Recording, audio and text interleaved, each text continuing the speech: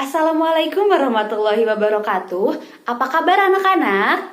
Alhamdulillah, baik-baik ya semuanya. Nah, kita akan absen dulu nih. Siapa yang gak hadir? Oh, kenapa katanya? Sakit. Kita doakan yang sakit semoga lekas diangkat penyakitnya. Oke, kita masuk ke pembelajaran ya. Nah, minggu kemarin kita membahas mengenai virus. Apakah kalian ada yang ingin ditanyakan mengenai virus? Tidak, semuanya sudah mengerti? Oke, kita akan lanjut ke materi selanjutnya mengenai bakteri, yaitu Eubacteria dan Archaebacteria. Nah, semuanya ngelihat sini ya, ayo lihat. Ini gambar apa? Ya, betul, gambar makanan. Makanan ini layak dimakan atau tidak ya? Ya, tentu saja tidak, karena makanannya sudah busuk. Lalu, kenapa makanan bisa busuk? Ya, Putri, bagaimana Putri bisa menjawab? Ya, benar kata Putri, karena dipengaruhi oleh yang namanya bakteri. Ya, Firda mau bertanya? Ya, bagus sekali pertanyaan Firda. Katanya tuh kenapa sih bakteri bisa menyebabkan makanan menjadi busuk? Kita jawab saja secara singkat ya, karena nanti kalian akan mencari tahu sendiri mengenai peranan bakteri. Jawaban singkatnya yaitu karena adanya proses fermentasi atau perubahan dari rasa, struktur, serta aroma makanannya. Oke? Nah, berarti kita bisa menyimpulkan ya, apakah bakteri itu termasuk makhluk hidup? Ya, bakteri merupakan makhluk hidup dengan ukuran yang sangat kecil atau mikroskopis. Nah, sekarang kalian bisa lihat nih, nomor berapa saja yang termasuk ke dalam jenis bakteri? 1, 2, 6. Salah. Ada yang ingin menjawab lagi? Daripada gitu, biar kalian tahu gimana bentuknya, sekarang kalian akan mencari tahu sendiri nih per kelompok mengenai jenis-jenis bakteri, lalu struktur bakteri, lalu peranan bakteri bagi kehidupan manusia. Nah, kalian akan membentuk kelompok, per kelompoknya itu 4-5 orang. Lalu kalian mencari tahu yang tadi. Untuk sumber literasinya bisa dari buku panduan biologi kalian, atau untuk literasi tambahannya kalian bisa membuka internet. Untuk waktu mencarinya yaitu Ibu kasih 10 menit. Waktunya habis, dipersilahkan kepada setiap perwakilan kelompoknya untuk menyampaikan hasil yang telah kalian diskusikan. Oke, kita beri apresiasi ya untuk teman-teman kalian yang sudah mempresentasikan. Oke, Ibu akan membahas atau menambahkan mengenai bakteri itu sendiri. Oke, Ibu akan menjelaskan mengenai sejarah bakteri. Kan teman-teman kalian sebelumnya belum ya menjelaskan mengenai sejarah dari bakteri itu sendiri. Nah, bakteri ini ditemukan oleh Anthony van Leeuwenhoek pada tahun 1674 dengan menggunakan mikroskop buatannya sendiri. Keren gak tuh Pak Anthony bisa bikin mikroskop sendiri ya? Nah, istilah bakteri atau bakterium ini diperkenalkan kemudian oleh Ehrenberg pada tahun 1828. Nah, diambil dari kata Yunani yang memiliki arti yaitu small stick atau tongkat kecil. Lalu, bakteri ini dibagi menjadi dua, yaitu ada Archaebacteria dan Eubacteria. Untuk Archaebacteria sendiri merupakan bakteri purba yang dapat hidup di lingkungan yang begitu ekstrim. Archaebacteria memiliki susunan, struktur, metabolisme, dan urutan asam nukleat yang berbeda dengan Eubacteria. Maka dari itu, Eubacteria dan Archaebacteria ini dibeda kingdomkan alias dipisahkan gitu ya. Nah, Archaebacteria ini merupakan kelompok bakteri yang sel dindingnya itu tidak memiliki peptidoglika. Nah, itu yang membedakan Archaebacteria dan Eubacteria, yaitu dinding yang tidak memiliki peptidoglikan. Pada Archaebacteria, benar apa yang tadi teman-teman kalian presentasikan ya. Nah, lalu peptidoglikan itu apa sih, Bu? Peptidoglikan itu merupakan senyawa gula, yaitu karbohidrat, dan protein peptida yang bersifat kaku, tapi bertanggung jawab untuk menjaga integrasi sel serta menentukan bentuk Membran plasmanya itu mengandung lipid. Lalu Archaebacteria ini tuh hidup di lingkungan yang sangat ekstrim. Nah, ekstrim tuh yang kayak gimana sih? Yang begitu panas contohnya. Lalu yang begitu asam, seperti tempat sampah gitu kan ya. Lalu yang begitu asin, kayak di laut gitu ya. Nah, untuk ciri-ciri Archaebacteria ini, benar kata teman-teman kalian tadi, ukurannya itu sangat kecil, alias mikroskopis. Ukurannya itu 0,1 sampai 15 mikron. Yang bisa kalian tuh lihat tuh ya lewat mikroskop gitu ya.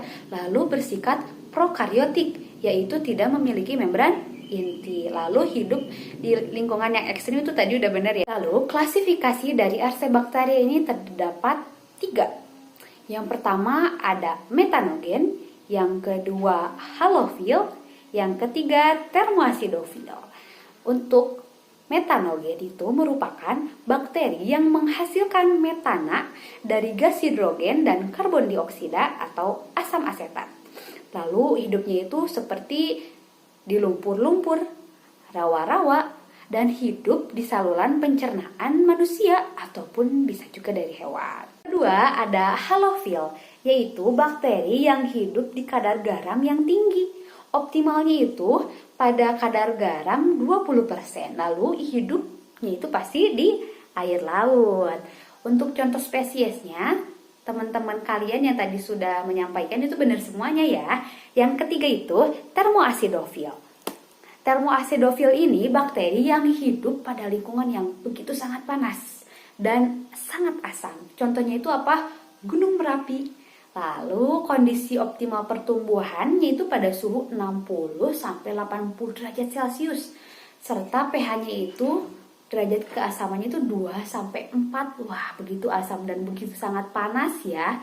Untuk contoh spesiesnya juga tadi udah benar, yaitu Sulfolobus yang hidup pada lingkungan yang kaya sulfur, contohnya seperti yang gunung berapi tadi. Sekarang kita akan membahas mengenai Eubacteria. Eubacteria ini merupakan bakteri bersel tunggal dan sering kita sebut itu bakteri sejati atau bakteri modern gitu ya. Nah, Eubacteria ini memiliki ciri-ciri merupakan makhluk renik atau mikroorganisme yang ukurannya kecil, lalu dapat dilihat juga dengan mikroskop cahaya. Dan ukuran panjangnya itu ya pastinya kecil juga ya, antara 0,5 sampai 3 mikron. Dan lebarnya itu kira-kira kalau disentiin gitu ya, antara 0,1 sampai 0,2 mikron gitu kan ya. Lalu uniseluler atau bersel tunggal yang tadi benar kata teman-teman kalian dan sudah ibu katakan. Lalu prokaryotik, lalu hidupnya itu soliter. Atau ada juga sih yang berkoloni. Jadi soliter itu apa? Sendiri, dan koloni itu apa? Iya, bebarengan gitu ya, bersama-sama. Lalu bila dia hidup di lingkungan yang ekstrim, dia akan membentuk endospora sebagai alat bertahan diri atau dinamakan dormansi. Nah, jadi kalian tahu ya perbedaan dari Eubacteria dan Archaebacteria apa? Lapisan peptidoglikannya. Nah, sekarang itu ada struktur tambahan pada bagian sel bakteri, yaitu ada struktur tambahan flagela, lalu endospora yang berkembang, lalu pilus. Nah, untuk endospora tadi ada pada Eubacteria ya. Nah, untuk flagela, untuk jenis-jenis flagela sendiri, yang pertama itu ada monotrik. Monotrik ini flagelanya itu terdapat pada salah satu bagian dan hanya terdapat satu flagela atau bulu cambuk. Nah, yang kedua ada lofotrik. Lofotrik itu sama bulu cambuknya itu terdapat pada satu bagian, hanya saja lebih banyak jumlahnya, lebih daripada satu. Lalu ada amfitrik. Amfitrik itu terdapat pada dua bagian bakteri dan terdapat banyak flagel di kanan dan di kirinya ya. Lalu ada feritrik. Feritrik itu pada bagian seluruh bakteri terdapat bulu cambuk atau flagelanya. Nah, untuk bentuk bakteri sendiri itu terdapat 3. Yang pertama ada bentuk batang atau bacillus, yang kedua bentuk kokus atau bulat, yang ketiga ada spiral. Bener ya kata teman-teman kalian tadi, hebat semuanya. Bentuk basil sendiri dibagi lagi nih. Yang pertama ada monobacillus, yang kedua ada diplobasil, yang ketiga ada streptobasil. Nah, untuk monobacillus sendiri contohnya itu Salmonella typhosa sebagai penyebab penyakit apa? Ya, sebagai penyebab penyakit tipes. Lalu ada diplobasil. Diplobasil ini bakteri yang berbentuk basil dan bergandengan dua-dua gitu ya, dua-dua. Lalu yang ketiga ada streptobasil, yaitu bakteri yang berbentuk basil yang bergandengan memanjang berbentuk rantai. Contohnya itu ada Bacillus anthracis, yaitu penyebab penyakit antraks. Bentuk bulat atau kokus dibagi juga nih. Ada monokokus yang berbentuknya itu bola tunggal. Contohnya itu monokokus gonore, penyebab penyakit apa? Ya, penyebab penyakit kelamin ya, yaitu kencing nanah. Lalu ada diplokokus yang berbentuknya itu bergandengan dua-dua. Nah, lalu bentuknya itu yang ketiga itu ada apa? Spiral. Iya, spiral ini dibagi 3 macam bakteri spiral. Yang pertama yaitu ada spiral, yaitu golongan bakteri yang bentuknya itu spiral. Contohnya itu ada Spirilium. Yang kedua ada Vibrio atau bentuknya itu seperti koma. Nah, ini tuh dianggap sebagai bentuk spiral karena tak sempurna. Misalnya itu contohnya Vibrio cholerae atau penyebab penyakit kolera.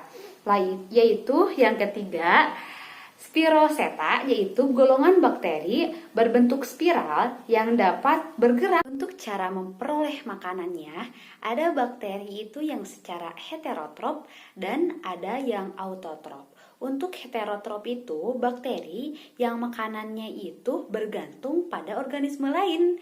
Jadi dia itu minta gitu kan ya. Jadi itu tuh ada bakteri yang saprofit dan ada juga yang parasit.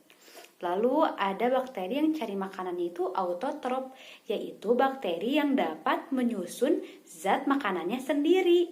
Dia tuh bisa disebut bakteri yang fotoautotrop atau kemoautotrop. Nah, untuk peranan bakteri itu sendiri ada yang menguntungkan atau enggak ada yang merugikan. Untuk yang menguntungkan, nih kalian sering enggak yang namanya tuh minum Yakult yang asem-asem? Itu dibantu pembuatannya itu oleh bakteri Lactobacillus casei. Lalu kalau kalian suka pembuatan nata de coco tuh, kalian suka makannya. Nah, itu tuh dibantu pembuatannya itu dengan bakteri Acetobacter pseudomonas pada pembuatan nata de coco ya. Ada juga pembuatan obat antibiotik, itu tuh dibantu sama bakteri Streptococcus aureus. Nah, peran bakteri juga ada nih di dalam tanah, yaitu bakteri pengurai yang dapat membuat busuk tumbuhan atau hewan yang mati. Lalu ada bakteri nitrifikasi. Kalian tahu kan ya pasti. Lalu bakteri pada usus yaitu ada E. coli, hidup di kolon besar atau di usus besar manusia, membantu membusukkan sisa pencernaan dan menghasilkan vitamin B12. Untuk bakteri yang merugikan, contohnya itu penyebab penyakit tipus. Ada yang tahu namanya apa? Ya benar, Salmonella typhosa. Lalu penyebab penyakit kolera yang tadi udah ibu sebutin ya, yang Vibrio coma. Lalu ada juga nih penyebab penyakit pada tumbuhan yang ada pada jeruk, itu namanya Xanthomonas citri.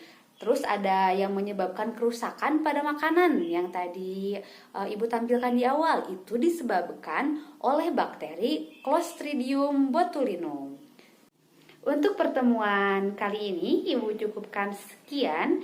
Untuk tugas minggu depan kalian menggambar memakai pensil gambar gitu ya, di kertas gambar kalian menggambar mengenai reproduksi bakteri, dan untuk hasil diskusi yang sudah kalian tadi cari per kelompok kalian tulis lalu dibuat makalah. Terus ada yang ingin ditanyakan gak sebelum kita tutup? Semuanya sudah mengerti? Cukup ya.